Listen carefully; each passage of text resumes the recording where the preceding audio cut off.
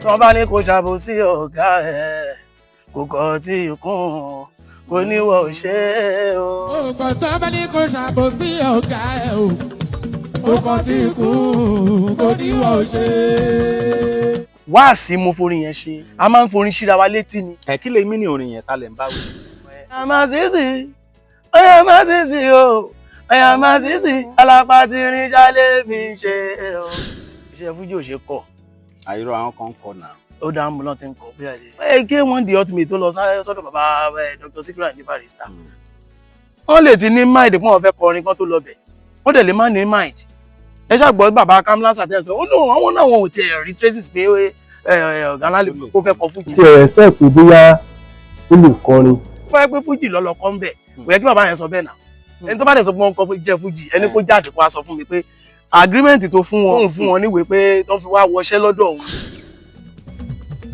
Orin nìyẹn lápá tí rìn àṣẹ. Ọ̀túnba Wasiu Alabi Pasuma ọ̀gá ńlá wọn. Ẹ wá máa gbọ́. Torí pé wọ́n mọ̀ yìí pé wọ́n mọ àwọn tó ń jíwèé wò nínú. Wọ́n tó ń jíwèé wò ní pé bí a kò lọ máa gbórin Haruna Ṣọlá kó wá máa recycling ẹ̀ fáwọn èèyàn kó lọ máa gbọ́ epo àkàrà. Òótọ́ tí àwọn àgbàlagbà kan tí wọ́n ti ń hide for long làwọn sọ yẹn. Ó bá dẹ̀ jẹ́ pé irọ́ ni mò ń pa ẹni kó lórin kan tó lọ fa orin mi kan jáde téèyàn kan ti kọ rí àfi olórin tó bá kọrin mi rí. Bẹ́ẹ̀ ni náà tájọ́ kọ. Orin generally tó bá ti sí rògbòdìyàn yẹn kò lè ṣe star. Ṣe ojú táwọn fi wò ó nìyẹn. Orin ebú ò kì í ṣe orin gidi. Ẹni tó bá ń kọrin ebú kò èrò ẹ̀ kéré sẹ́ni tó ń kọrin ọlọ́gbọ́n. The road is bad o kí n tó débi rayọ̀ mi wá o. Mo gbé mọ́tò mi sọ́nà kí lè débi rayọ̀ mi kíá. Kí n tó lè kọrin pé ọ̀yà má the road is bad o ṣé mi wá rí nǹkan kan náà ni. Nǹkan ṣe mí time yẹn ni. Mo kàn fi wèrè pọ́ọ̀tì ẹ̀. Ẹ káàbọ̀ sí orí ètò yìí lónìí. Àlejò onífújì ńlá kan la ní gbajúgbajà onífújì. Ẹ̀yin olólùfẹ́ mi á sì ṣe mo fẹ́ kẹ́ mo dájú wípé mi ò ní jáyín kulẹ̀ láyé mi tó bá ti kànràn tó rin gidi. Torí àwọn tí wọ́n ń gbọ́ mi ní láǹkà èmi mọ̀ pẹ́ lórí pípé àwọn olólùfẹ́ mi tí mo sọ wọn kì í ṣe èèyàn yẹpẹrẹ à. Mo ní kẹ́ fọkàn balẹ̀ lórí mi o. Mo ní kẹ́ fọkàn balẹ̀ lórí mi à. Mo ní kẹ́ fọkàn balẹ̀ lórí. Dóyàn lẹ ń gbọ́ yẹn. Èwo ló ń jẹ́ Dóyàn? Dóyàn of music yẹn ń bọ̀. Rí ìfújì lèmi ń kọ. Fújì tèmi. Tọ̀yàmá. Lèmi sọ pé rí ìfújì. Ohun kan tó bá wọn oníkálùkù tó máa fi tiẹ̀ náà. Nígbà tí mo kọrin mo ní bẹ́rẹ̀dẹ̀rẹ̀ fújì gbẹ̀gbẹ́ bélódé fújì o. Àwọn tán ṣe mọ̀ mo dárúkọ àwọn tó jẹ́ pé tí wọ́n kọrí fújì látọ̀rí bàbá Dr. Sikiru Ayinde Barrister. Bàbá wa Ìlákọ̀ọ́nì àti bẹ́ẹ̀ bẹ́ẹ̀ lọ bàbá K1 the ultimate bí mo dárúkọ wọn lọ nìyẹn. Ẹni tó bá fẹ́ gbọ́ yẹn á lọ gbọ́ rí fújì mi kọ́ ni fẹ́ ṣàlàyé ẹ̀. Ẹ dárúkọ yìí fáwọn èèyàn báyìí. Orúkọ tèmi ni Onyama Azeez Alápá tí rìn bùkátà Ọlọ́run Arábẹ́sà àkọ́kọ́ tí bàbá àti màmá mi sọ mí ní Ọmọgbọ́láhàn Azeez Àkàndé Adébọ́lá. Bó lọ Onyama yẹn ti wá wá? Street ni yẹn ti wà. Street. Okay, ṣọmọ street ni. Actually kò ṣe not really pé bí àwọn èèyàn kàn mọ̀ pé máa ń kọrin pé mo dẹ̀ wà creative. Ìgbà tí mò ń gbé lọ́dọ̀ ẹ̀gbọ́n mi tí mo ṣe tán secondary school ń gbà ẹ̀. Ilé tẹ́gbọ́n mi ń gbé ń gbà àwọn Ìgbìrà ń gbé ń bẹ̀. Ìgbìrà? Àwọn Kogi state. Okay. So face to face ni. Ládùúgbò ni yẹn? Ní Agége. Okay. Ní Gbàdàmọ́sí. Okay. Number 18. So ìgbà tí mò ń gbé bẹ̀ ṣé mo pé ilé face to face wọ́n máa ń tò wẹ̀ lọ sí ìbọ̀tí tó bá ti dọjọ́ yẹn tí n bá ti compose orin tuntun tí n bá ti wọ bedroom everybody máa late lọ bí iṣẹ́ lọ́jọ́ yẹn. Kí ló dé? Èmi máa fẹ́ rí aṣọ orin tèmi nínú bedroom ẹ kó wá bẹ́ẹ̀. Àwọn tó kù tó fẹ́ wẹ̀ ńkọ́? Èmi gbọ́dọ̀ iṣẹ́ tí wọ́n lọ fẹ́ lọ ṣe iṣẹ́ tèmi lèmi ṣe èmi tí mo iṣẹ́ tèmi fẹ́ ṣe. Ṣé wọ́n fi máa jẹ́ kó fi tí wọ́n pa tèmi lára. Ọlọ́yìn àmá fẹ́ wẹ̀ sí àwọn tó kù. Máa rí aṣọ orin mi nínú bedroom. Okay. Ṣó ti yé yín? Torí ọ̀nà jẹ́ tèmi nìyẹn. Ọ̀nà jẹ́ tí wọ́n làwọn fẹ́ lọ yẹn tí wọ́n kàn mí rárá. Èmi ló kàn mí. Báwo lọ Onyama yẹn ṣe wá di? Àwọn wá rí pé tí bá ti compose orin yẹn. Wọ́n wá sọ pé wọ́n máa sọ pé Onyama kìíní kan èmi wá rò pé wọ́n bú mi ni. Àṣé wọn gan gbádùn mi. Bí mo kàn súnmọ́ wọn ni mi wá ń kí wọn mọ́. Pé wọ́n máa bú mi wọ́n máa sọ pé Onyama kìíní kan ẹ mọ̀. Kìíní yẹn sound somehow létí mi pé Onyama. Gbà tí èdè tán sọ yé mi. Mo kàn súnmọ́ ọlọ́jọ́ kan wá ní pé kí ló dé pé o kì í bá wọn ṣeré mọ́ nígbà tí máa sọ pé Onyama ti bá ti rí mi wọ́n ní nǹkan táwọn sọ ni pé ìjọ́ tó bá ti compose orin tuntun pé nǹkan tuntun ló ń jẹ́ bẹ́ẹ̀ lédè tiwọn pé nǹkan ọ̀tún wọ́n ní tíyàn bá ti ṣe nǹkan ọ̀tún ló ń jọ yàmá lè má wò pé yàmá ó dáa pé mo ṣe adopt orúkọ yẹn nìyẹn pé èmi náà máa jọ yàmá 6. bàbá ò lẹ́yìn ṣe bẹ̀rẹ̀ fújì gangan ṣe kọ́ṣẹ́ fújì níbì kan ni àbí báwo. iṣẹ́ fújì ò ṣe kọ̀. àìrọ̀ àwọn kan ń kọ náà. ó dáa mú lọ́n ti ń kọ bí àlè. náà ẹlòmíà sọ pé òun tẹ̀lé nìkan lòun fi do ní fújì. tẹ̀lé pé àwọn èèyàn tẹ̀lé mi náà àwọn tó ń lu ṣẹ̀kẹ̀rẹ̀ Sàbòsítì ó ti tẹ̀lé mi. ẹbọ Sàbò ò kọ fújì. ẹni kò kọrin ìṣèbó ti tẹ̀lé mi rí. ṣé nǹkan tó tí alápátírín sọ ni pé èèyàn lè kọ́ṣẹ́ orin. iṣẹ́ fújì ò ṣe kọ́ ẹni tọ́lọ́run bá ti fún lẹ́bùn wẹ́ẹ́ wọ́n di ultimate tó lọ sọ́dọ̀ bàbá Dr. Sikiru Ayinde Barrister. wọ́n lè ti ní mind pé wọ́n fẹ́ kọrin kan tó lọ bẹ̀ wọ́n dẹ̀ lè má ní mind. ẹ ṣàgbọ́ bàbá Kamla Sàtẹ́sọ ó lóun àwọn náà wọn ò tiẹ̀ rí traces pé ọ̀gá ńlá kó fẹ́ kọ fújì. ọmọ mi ni Pàṣọ. Wasiu Alabi Pasuma. bẹ́ẹ̀ni. kí ni Pàṣọ bá yín ṣe. ìlú mi mi ti respect pé bóyá ó lè kọrin. wọ́n yẹ pé fújì lọ́lọ́kọ́ ń bẹ̀ kò yẹ kí bàbá yẹn sọ bẹ́ẹ̀ náà. báwọn ti rí tracy. wọ́n náà ò rí tracy so ṣé kí wọ́n máa parọ́ ni fújì ò ṣe orin fújì ò ṣe kọ́. èmi ìgbà o àpò onífújì ló ṣe mọ̀ bẹ́ẹ̀ báwọn èèyàn ṣe ń gbọ́rọ̀ ọ̀tọ̀ọ̀tọ̀ ni. ok wá báwo lẹ́yìn ṣe bẹ̀rẹ̀ iṣẹ́ fújì ẹ ti ní wọn kì í kọ. wọn kì í kọ́ṣẹ́ fújì. ọ̀yẹ́ a máa sì sọ pé wọn kì í kọ́ṣẹ́ fújì. wọn ì kọ́ṣẹ́ fújì ẹni tó bá dẹ̀ sọ pé wọ́n kọ́ jẹ́ fújì ẹni kó jáde kó wá sọ fún mi pé agreement tó fún wọn níwèé pé tó fi wá wọṣẹ́ lọ́dọ̀ òun.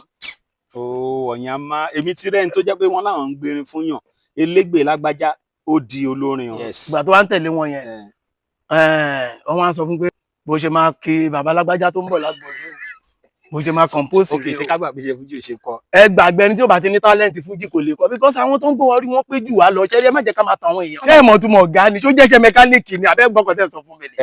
lọ́rọ̀ kan iṣẹ́ fújì wọn lè kọ. iṣẹ́ fújì ò ṣe kọ́ ẹ̀bùn ni. báwo lẹ́yìn ṣe wá bẹ̀rẹ̀ sí develop ẹ̀bùn tí yín Ọ̀yàn máa sì. ṣé rí orin èmi lè sọ fún yín pé ìmísí ni ẹni tọ́lọ́run bá fún ní ìmísí orin ló máa kọrin. ṣe to understand because téèyàn bá ń kọrin tí ò bá dùn òun fi ti ara ẹ̀ gbọ́ àti pé tóun bá tiẹ̀ mọ̀ pé kò dùn gan àwọn ará ilé máa wò pé ṣọ́n fọ́ọ̀sẹ̀ ni láti máa kọrin ni bí mo bẹ̀rẹ̀ ṣe fújì mi ní pé láti kékeré làwọn èèyàn ti mọ̀ pé mo ní ẹ̀bùn orin kíkọ wọ́n dẹ̀ máa ń gbé mi pé ọmọ yìí dà ṣe lágége kò ṣe láyége ìgbà yẹn mo ṣiná bí mi sí ìgbà tí mọ́mí mi ti rí pé ọwọ́ tí mo gbé pé mo fẹ́ máa kọrin wọ́n dá mi padà sọ́dọ̀ mọ́mí wọn Jẹ̀bú ọ̀dọ̀ ìyá mọ́mí mi ẹni mo màmá yẹn máa ń kọ wákà ń gbà ẹ̀ èmi kàn wọ́n gbé nǹkan tó fẹ́ kí n ṣe mú ṣin ẹ ti wá gbé mi wá sí Jẹ̀bú pé ó ti dá bẹ́ẹ̀ tí màmá yẹn bá ti ń kọrin báyìí ó kàn máa inspiration yẹn kàn máa wọ̀ mí lára pé kò sí wèrè bí mo ibẹ̀ sí ní ṣiṣẹ́ yẹn nìyẹn bọ̀ màmá yẹn máa ń ṣọ́ mi màmá yẹn ò ní fẹ́ kí n jáde bọ́ tó bá ti di táìmù léyà yẹn bẹ́ẹ̀ bá so mi máa já. ṣé ń Jẹ̀bú. mo agbójú wíńdò jáde ẹni àgbo kí n tó gbọ́ kúrò mo ti lọ.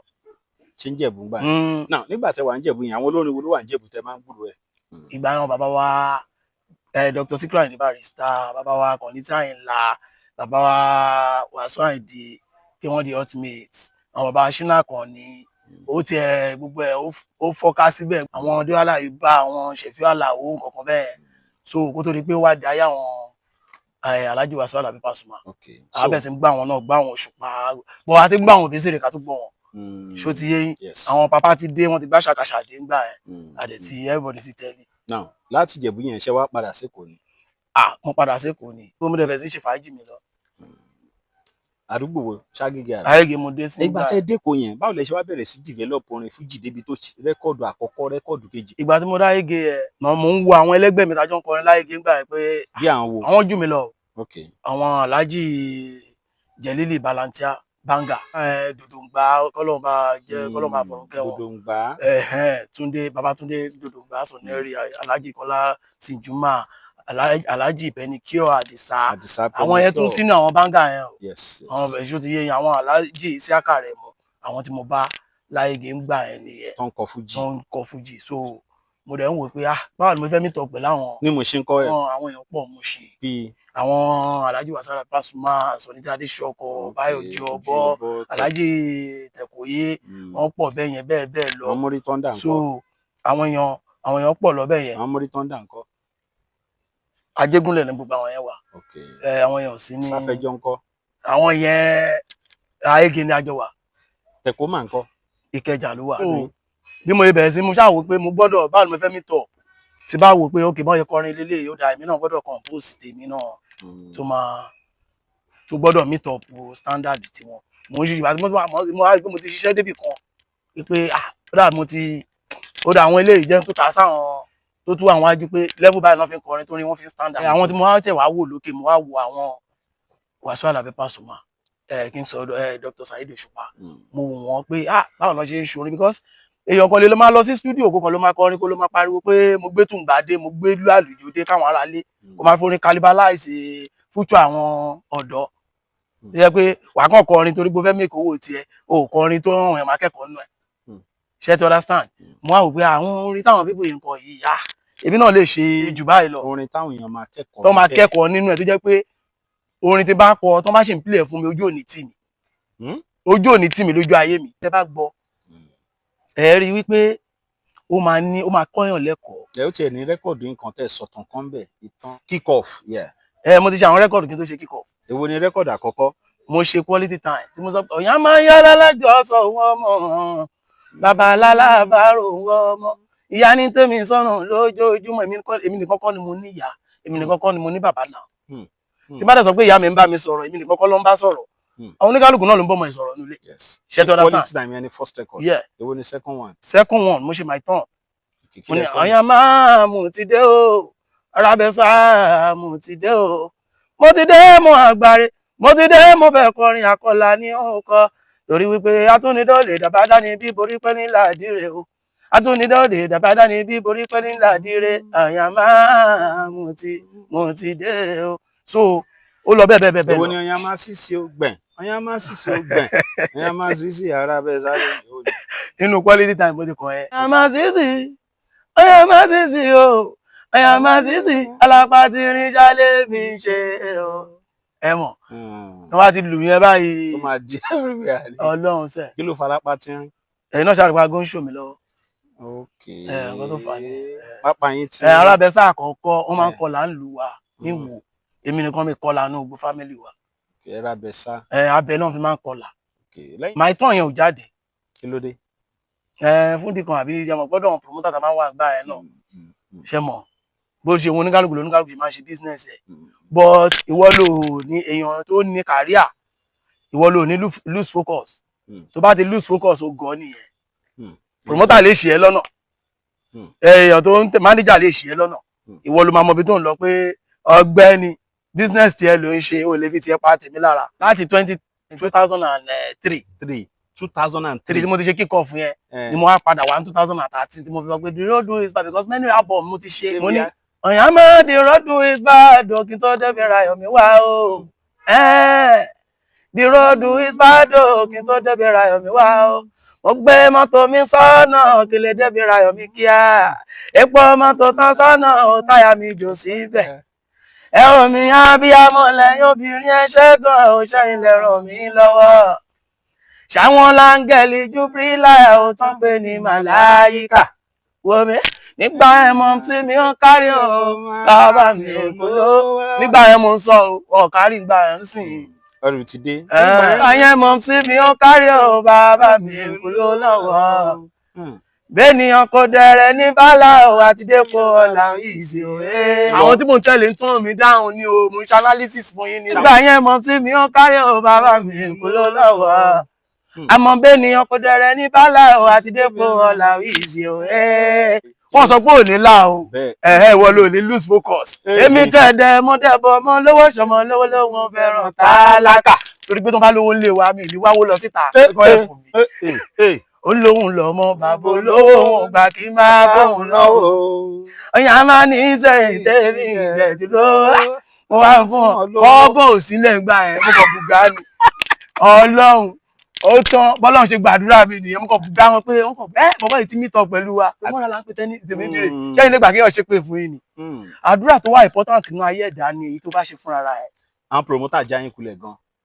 nǹkan tí mò ń ṣàlàyé fún yín ni ṣé ẹ kàn rò pé mo kàn déédéé kọrin mi nǹkan déédéé lanu mi sọ jágàn sílẹ̀. ó tún ní story kan ṣe sọnù rẹ́kọ̀dù nǹkan. ẹgbẹ́ tí ẹ gbọ́rọ̀ mi o ọba lùpọ̀n lóṣòfin o ó mà lóun fẹ́ rí gbogbo aráàlú òun o àwọn aráàlú pèsè sínú àfihàn ọba wọn sọ pé kẹ́nìbọ̀dì máa jalè ó lẹ́ni bá jalè nílùú òun o ó ní pípa ní nǹkan pọ̀ nítọ̀hún o kò tọ́jọ́ kó tóṣù dé bọ́lá o ọmọ balógun ló lọ́jọ́ gẹ̀dẹ̀ o wọ́n mọ̀ ọmọ balógun ó dínú ààfin ọba nìkan pọ̀ ọmọ náà lọ́wọ́ kan ọba má nìkan fọ ọmọ náà jófin o kò tún tọ́jọ́ kó tóṣù rábẹ́ sáwọn ọmọọba ló lọ jáde ẹ o wọ́n má rẹ̀ mọ́ba ó dínú ààfin ọba lọ́ba bá ń bẹ àwọn aráàlú lólórí ọba ń bẹ àwọn aráàlú wọ́n lọ́mọ táwọn ò ní ṣe bẹ́ẹ̀ mọ́ o ọba sọ pé ọ̀túnba òun omi o ọ̀sìn dákun bàbá àwọn aráàlú mi ọ̀túnba wọn bọ̀ ọba létí wípé oláràlú ó nígbà rárá o ó láwọn ìjòyè ìlú ó nígbà rárá o ṣó ti yé yín ṣe rí ọ̀rọ̀ Nàìjíríà mẹ̀kúnnù ló máa ń jẹ̀yà ẹ̀ nǹkan tẹ rí ń gbà yẹn nǹkan tí mo rí ń gbà yẹn nìyẹn pé kí ló dé tó fi jẹ́ pé rẹ́kọ̀dù mélòó àyàn máa ti ṣe. àwọn tó bá fẹ́ mọ̀ wọ́n lọ sí orí audio mark ní Ọ̀yàmá sí ìjú ọpẹ́ wọn á bẹ̀ sí ní bá ń bẹ̀ lẹ́wọ́n á máa gbọ́ bẹ̀. Ọ̀yàmá lẹ́nu ọjọ́ mẹ́ta yìí bẹ́ẹ̀ni mo rí Wàsíù Àlàbí Pasuma Wonder ẹjọ́ pàdé níbì kan bí Paso ṣe rí yín báyìí Paso ní orin gangan rèé o orin gangan rèé. orin nìyẹn orin nìyẹn orin nìyẹn tálẹ́ǹtì nìyẹn alágbàtìrì tálẹ́ǹtì nìyẹn o. orin gangan rèé àwọn eléyìí wà creative gan o wọ́n wà creative bí Paso ṣe gbé máìkì fún yín nìyẹn. Ọ̀túnba Wàsíù Àlàbí Pasuma ọ̀gá láwọn àgbàlagbà ni wọ́n wọn dẹ̀ ń ṣe wọn ń ṣe ẹni tí ò mọ nǹkan kan nídìí iṣẹ́ orin tààkọ yìí ó yé wọn dáadáa tinútẹ̀ yìí mọ̀ pé tá bá sọ pé èèyàn mọṣẹ́ iṣẹ́ yé wa jura wa lọ.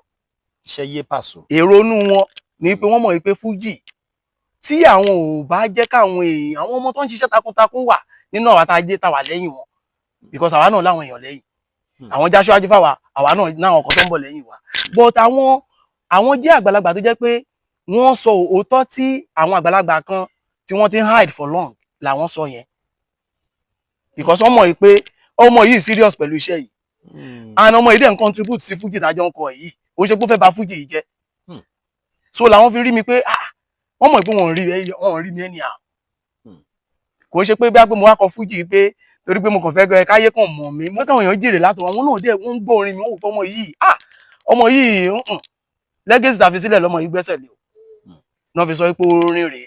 orin nìyẹn tálẹ́ǹtì nìyẹn alágbàtìrì tálẹ́ǹtì nìyẹn o Alábíọ́lá Àbáyíká. àwọn ilé wà creative ẹ wá máa gbọ́. torí wọ́n mọ̀ yìí pé wọ́n mọ àwọn tó ń jíwèé wò nínú rẹ̀ àwọn kan ń jíwèé wò bíi pé àwọn tó ń jíwèé wò ní pé bí akọlọ máa gbórin Haruna Ṣọlá kó wá máa recycling ẹ̀ fáwọn èèyàn kó lọ máa gbọ́ epo àkàrà. ẹ má sọ̀rọ̀ lọ́bẹ̀ ẹ má jẹ́ àdá nǹkan rú èrò òwò ni jíwèé wò. ṣe rí aláàjì mọ̀ nǹkan tó ń sọ aláàjì mọ̀ pé táwọn bá gbórin àwọn kan orin epo àkàrà ló máa kọ síbẹ̀ ṣó ti yé yín but wọ́n mọ̀ pé àwọn kan wà tó jẹ́ pé a máa compose orin tiwa tuntun tó bá dẹ̀ jẹ́ pé irọ́ ni mò ń pa ẹni kó lórin kan tó lọ fa orin mi kan jáde téèyàn kan ti kọ rí àfi olórin tó bá kọrin mi rí bẹ́ẹ̀ ni náà tájọ́ ń kọrin. ẹ bá ń sọ pé àwọn olórin kan wọn jí orin èèyàn kọ nǹkan kan Barrister sọ pé kò sẹ́ni tó mọrin wá sáyé pénú ayé ni gbogbo yín ti bórin o. ṣe rí bàbá lè sọ bẹ́ẹ̀ nítorí pé bí bàbá ṣe create Fuji wọ́n ní combination of Afro high life and ṣe to understand èmi kọ́ ni mo create Fuji music modern real Fuji lèmi ń kọ modern real Fuji ni mo pe tèmi ayé bàbá K1 wọn ní kan tó ọ̀rọ̀ kíbọ̀ ní Wàsíù Àlàbí Pasuma lọ pé tiwọn ṣe to understand waka modernizer Salawa pé tiwọn Fuji sọ̀kọ́ wà Afrojuju wà Miliki wà ṣé gbogbo ogun tó ń ṣiṣẹ́ fún ẹ̀fọ́rí pọ̀ gan Panadol ṣiṣẹ́ fẹ́ fọ́rí fẹ́ǹsì kì í ṣe mọ̀ Fuji ni gbogbo àjọ ń kọ but we have different types of Fuji my own type of Fuji is real Fuji modern real Fuji.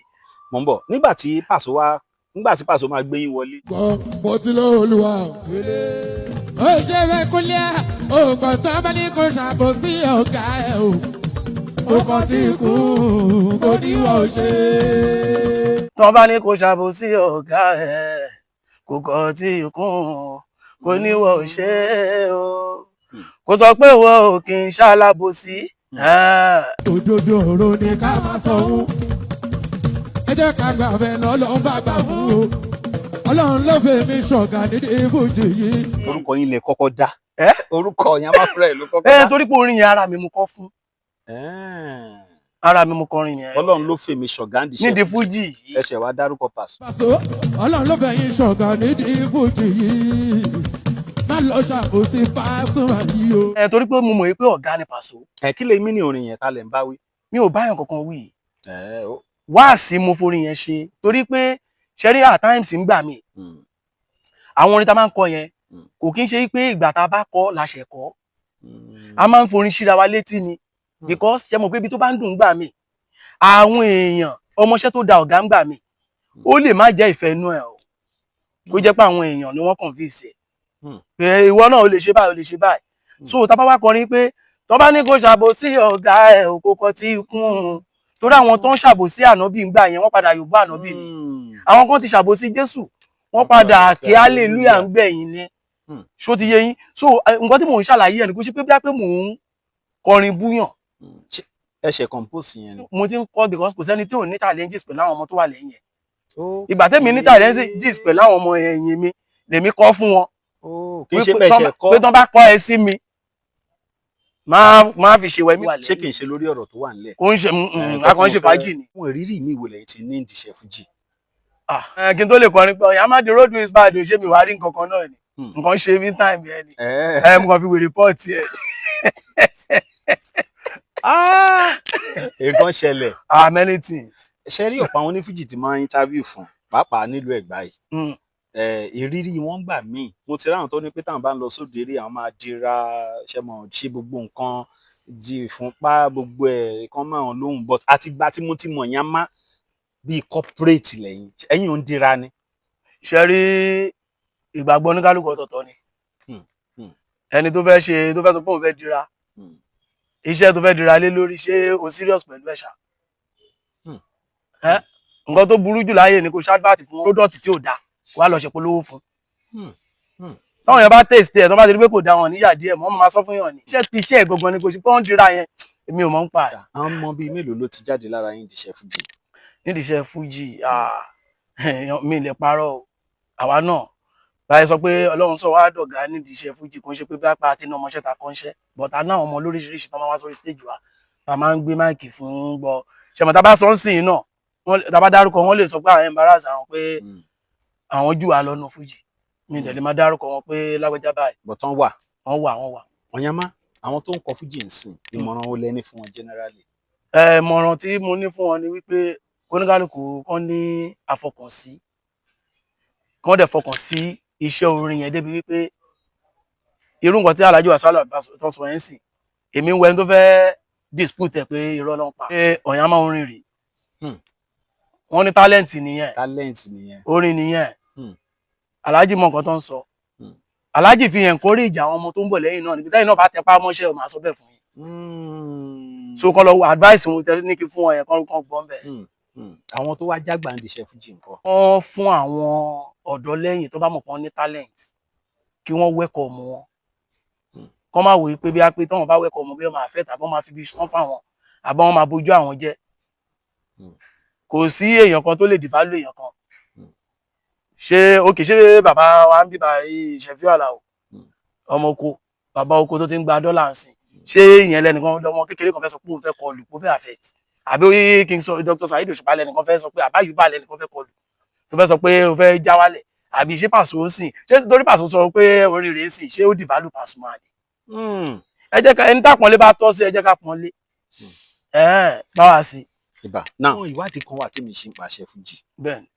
àgbà olórin kan jẹ́ kẹ́mi yẹra mọ́ ni wọ́n ní pé èébú ló ń jẹ́ kí fújì máa rìn dáadáa. orin generally tó bá ti sí rògbòdìyàn yẹn kò lè ṣe star. ṣe ojú táwọn fi wò ó nìyẹn mi believe pé orin tó máa ti ń pè orin èébú ilé èèyàn kì í tòrò bí gbà fẹ́ máa dà lúrú nìyẹn àkànfẹ́ máa bà nǹkan jẹ́ orin èébú ò kì í ṣe orin gidi láàárín èmi pẹ̀lú àwọn tó jù wá lọ wọ́n mọ̀ pé kọ́mẹ́dì lórin èébú torí pé ọpọlọ tó fẹ́ fi kọrin ọlọ́gbọ́n ó yàtọ̀ sọpọlọ tó fẹ́ fi búyàn tẹ bá rí ọmọ kékeré sí tẹ bá kàn sọ pé tẹ bá ṣẹ̀ ẹ pé ọmọ kékeré sí pé kó wá ṣàdúrà ọmọ yóò lè ní àtàtún yín ẹni kó ṣépè kan ẹni kó èpè 10 ló máa ṣẹ́ bórin èébú ṣe rí nìyẹn ẹni tó bá ń kọrin èébú kò èrò ẹ̀ kéré sẹ́ni tó ń kọrin ọlọ́gbọ́n. ọ̀yá máa sí ọ̀yá audio mark tẹ láwọn èèyàn ti lè get yín jàre.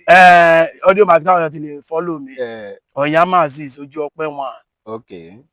Subscribe sí YouTube mi official Onyama Azeez. Kí ni spelling Onyama yẹn? Oyama lórí Facebook wọ́n lè follow ni wọ́n lè mi lè add ọmọ Onyama Azeez náà ni lórí Instagram official Onyama Azeez, TikTok Onyama Azeez, wọ́n á rí ńbẹ̀. Twitter Azeez_Onyama. Onyama everywhere ṣá Onyama. Onyama mo ti kọrin lóríṣiríṣi náà mo kọrin tó fọgbọ́n yọ̀tá lákọ̀wé Professor Dẹ̀kun Sára o tọ́ bá fẹ́ ṣe project pẹ̀lú research wọn tọ́ bá ṣe findings pẹ̀lú tenses o orin Onyama Azeez nothing for my potences orin gbọ́ làwọn lọ fi ń ṣe case study o bọ́ọ̀lù oríṣiríṣi sampling method bọ́ọ̀lù oṣì square ANOVA table linear programming regression analysis mean variance standard deviation loving for my potences orin gbọ́ làwọn lọ fi ń ṣe case study o tó bá ti dágbò tèmi ọmọ kò ṣe pẹ̀lẹ́ ẹ má jẹ inú dóyàn nìyẹn wá ìjẹ́kọ́ ló máa wù. But Onyama mo ń feel Paso lára yín. bí ti bá o. As in gbogbo àwọn action yẹn nǹkan kan yẹn. ṣe mọ̀ pé music a máa ń pa àwọn kankan ní progression nínú music mi lọ school of music o mo ṣe record tí mo pè school of music ẹ̀bùn tọ́lọ́run fún mi ní ẹ̀bùn yẹn tó débi wípé àwọn ọmọ tó ń lọ sí school of music kan wọ́n máa ń sọ pé kán ṣe practical lọ́dọ̀ mi wọ́n máa ń sọ fún wọn pé ẹ wá o ẹ̀bùn Ọlọ́run mi sì ni o mi ò mọ̀ ń pa gbọdọ̀ rẹ mi lásán tí bí ó yẹ mi ò mọ̀ ń pa ẹ o nǹkan tí mò ń kọ Ọlọ́run mi sí Ọlọ́run ni so progression yẹn ó máa ń jẹ́ kó orin lọ báyìí torí pé orin Alhaji Wasiu Alabi Pasuma torí pé orin tó ń lọ sókè báyìí ni tùngbá ni nǹkan tẹ́ ń rí lọ orin tèmi náà tùngbá ni kò ń ṣe dán ní orin tí Saheed Òṣùpá ń kọ orin yẹn náà ó tùngbá náà ni orí Fuji lẹ́yìn kọ ṣá. Modern refugee máa ń kò ń ṣe ordinary refugee o modern orin sí ìsẹ̀yìn. Onyama irú nǹkan tí Paso ṣe fẹ́ yẹn ó sọ pé orin rèé ẹ̀bùn rèé tálẹ́ǹtì rèé àwọn olórin wo lẹ́yìn náà lè rí lẹ́yìn náà lè ní bàbá gangan làwọn eléyìí ti ṣe orin kò yọ nǹkan kan kó lára tí náà bẹ́ẹ̀ ṣe ní kò yọ nǹkan kan kó lára Paso. Kò yọ wọn kan àwọn olórin tí mo lè rí ó bẹ̀rẹ̀ látòrí bàbá wa Dr. Sikiru Ayinde Barrister. wọ́n ti kú iṣẹ́ tó ń ṣe sílẹ̀ náà a gbọ́dọ̀ mọ̀ pé iṣẹ́ náà ṣe sílẹ̀ àti bàbá wa Kollington Ayinla àti bàbá K1 The Ultimate bàbá wa Ayuba bàbá wa Shefiu Alhaji ọ̀gá ńlá Wasiu Alabi Pasuma Alhaji Akande Abbas Alhaji Saheed Òṣùpá King Saheed Òṣùpá ẹ̀ṣẹ̀ rí ẹ bá ń wo orin ẹ má lọ bì kankan mọ́ ṣe mọ̀ pé Taye Currency náà èrò Taye Currency náà kéré ṣáńkó orin ni òǹkólóńkọ́ orin ni tí rí orin ni. now tí ẹ bá fẹ́ rí Onyama Azeez kàn DM mi lórí Instagram àbí. tó bá ti fẹ́ rí mi tàbí wọ́n bá mi sọ̀rọ̀ lórí Facebook wọ́n lè bá mi sọ̀rọ̀ lórí TikTok tó bá drop message síbẹ̀ a máa rí tó bá lọ sí Gmail mi official Onyama Azeez @gmail.com a máa rí message wọn. ẹ ṣe orin gangan a lọ ṣàbòsí ọ̀gá ẹ o. wọ́n bá ní kó ṣàbòsí ọ̀gá ẹ o kó kọ́ tí kún kó níwọ̀ ṣe tọ́ bá ní kó tọ́ bá ti àwọn tó ń tiẹ̀ máa sọ pé àwọn ọmọ ń pa ẹ̀.